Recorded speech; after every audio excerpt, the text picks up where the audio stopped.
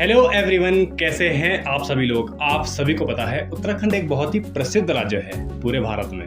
Bye tourism हो या धार्मिक आधार पर भारत में जितनी भी पवित्र नदियां हैं उन सबका उद्गम स्थान यही है उत्तराखंड में। तो आज जिस बारे में हम बात करने जा रहे हैं वो है पंचप्रयाग। तो जिनको नहीं पता, आसान शब्दों में बता दूं, उत्तराखंड में मौजूद ऐसी 5 जगहें जहां पर 2 पवित्र नदियों का संगम होता है, उन्हें हम पंचप्रयाग के नाम से जानते हैं। पंचप्रयाग में सबसे पहले स्थान पर आता है देवप्रयाग। आइए जानते हैं देवप्रयाग के बारे में।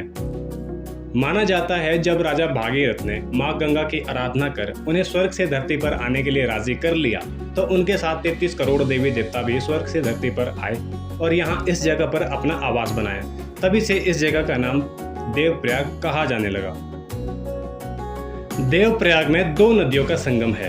एक ओर से बहते हुए आती है अलकनंदा और एक ओर से बहते हुए आती है भागीरथी। अलकनंदा के बारे में अभी बात नहीं करेंगे, बात करते हैं भागीरथी के बारे में। भागीरथी का उद्गम स्थान माना जाता है गंगोत्री से। गंगोत्री में मां गंगा का एक बहुत ही भव्य मंदिर है, तो आप लोग एक बार जरूर जाएं और दर्शन करें। देवप्रयाग में अलकनंदा और भागीरथी के संगम के बाद उद्गम होता है गंगा जी का। जी हाँ, देवप्रयाग से ही इस नदी को गंगा मैया के नाम से जाना जाता है। पंचप्रयाग में दूसरे स्थान पर आता है रुद्रप्रयाग। आइए बात करते हैं रुद्रप्रयाग के बारे में। ऐसा माना जाता है देवर्षि नारद मुनि जी ने भगवान शिव से संगीत की शिक्षा लेने के लिए यहाँ पर एक पैर पर खड़े होकर कठोर तपस्या की। भगवान शिव ने उन्हें दर्शन दिए और अपने रुद्र अवतार में उन्हें संगीत की शिक्षा प्रदान की। शिक्षा समापन के बाद भगवान रुद्र ने नारद मुनि जी को उपहार में वीणा प्रदान की। रुद्रप्रयाग में 2 पवित्र नदियों का संगम है। एक ओर से बहते हुए आती है अलकनंदा और एक ओर से बहते हुए आती है मंदाकिनी। अलकनंदा के बारे में अभी बात नहीं करेंगे, बात करते हैं मंदाकिनी। मंदाकिनी का उद्गम स्थान है केदारनाथ से। तो बोलिए जय बाबा केदारनाथ। पंचप्रयाग में तीसरे स्थान पर आता है कर्णप्रयाग। बात करते हैं पौराणिक मान्यताओं की, बात करते हैं दानवीर कर्ण की। कर्ण ने सूर्यदेव जी को प्रसन्न करने के लिए यहाँ पर कड़ी तपस्या की। सूर्यदेव उनसे प्रसन्न हुए और उन्हें दर्शन दिए और उन्हें अक्षय धनुष, अभेद कवच और कुंडल वरदान में दिए। पर बात करते हैं एक और मान्यता की। महारथी कर्ण महाभारत के युद्ध में जब नहीं रहे तो भगवान कृष्ण ने उनका पार्थिव शरीर यहाँ लाया और यहाँ लाकर उनका अंतिम संस्कार किया। कर्णप्रयाग में भी 2 पवित्र नदियों का संगम होता है। एक ओर से बहते हुए आती है अलकनंदा और एक ओर से बहते हुए आती है पिंडार नदी। अलकनंदा के बारे में अभी बात नहीं करेंगे, बात करते हैं पिंडार नदी। पिंडार नदी का उद्गम माना जाता है पिंडार ग्लेशियर से। तो ये थी महारथी कर्ण की तपस्थली। अब बढ़ते हैं अगले प्रयाग की ओर।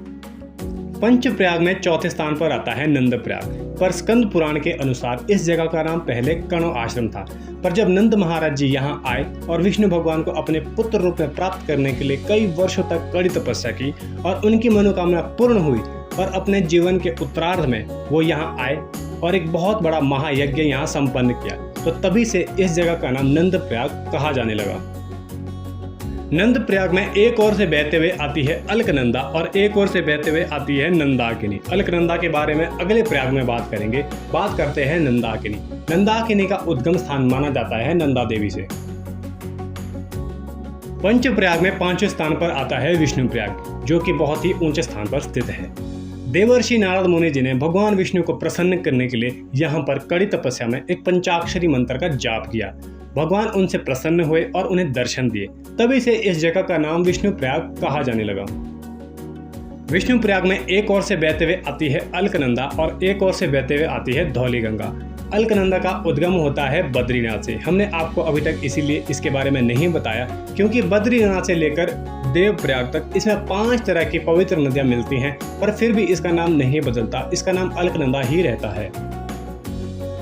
और बात करते हैं धौलीगंगा की। धौलीगंगा का उद्गम होता है द्रोणगिरी पर्वत से। जी हाँ, ये वही द्रोणगिरी पर्वत है जहाँ से हनुमान जी संजीवनी पर्वत को उठा कर ले गए थे। तो ये थी पराक्रमी पंचप्रयाग के बारे में कुछ महत्वपूर्ण जानकारी। तो जरा सोच कर देखो कैसा रहा होगा वो समय जब ये दिव्य आत्माएं यहाँ आई और अपने अपने लक्ष्य को पूर्ण किया। पंचप्रयाग को अगर हम दिव्य रूप में देखने की कोशिश करें तो हमें पता चलेगा कि यहाँ कितनी आध्यात्मिक घटनाएं घटी है। इतिहास ने न जाने क्या क्या यहाँ पर समेट कर रखा है। पंच प्रयाग को केवल 2 जलधाराओं के रूप में देखने की कोशिश ना करें, बल्कि महसूस करने की कोशिश करें कि यहाँ पर हमारे पूजनीय देवी देवताओं का आशीर्वाद विराजमान है। विराजमान है अमृत के समान जल, विराजमान है कभी न मिटने वाला सत्य। तो आप लोग भी यहाँ पर एक बार जरूर आएं जब इस संसार में जन्मे हैं तो, और देखें कि समय ने यहाँ पर क्या क्या समेट कर रखा है। तो अंत में बात करते हैं पंच प्रयाग के आपस की दूरी की। देव प्रयाग से रुद्रप्रयाग की दूरी है 66 किलोमीटर। रुद्रप्रयाग से कर्ण प्रयाग की दूरी है 33 किलोमीटर।